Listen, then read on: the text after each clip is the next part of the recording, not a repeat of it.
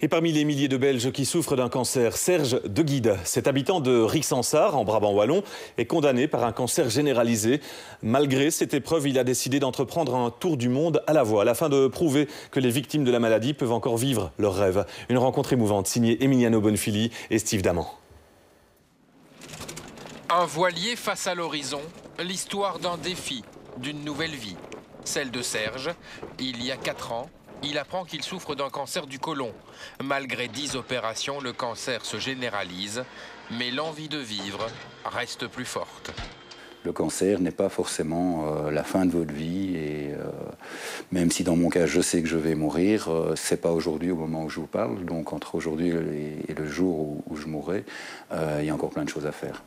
Plein de choses à faire, d'expériences à vivre comme celle-ci. Un voilier contre le cancer, l'idée un peu folle d'un tour du monde en mer.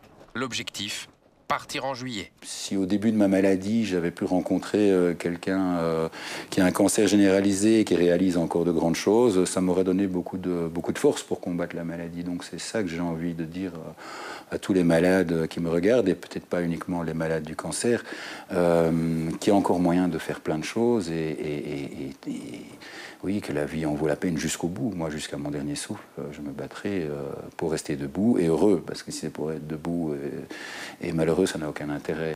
Le voyage doit durer 2 ans. Entouré par un skipper, des médecins, Serge veut aussi aller à la rencontre d'autres malades.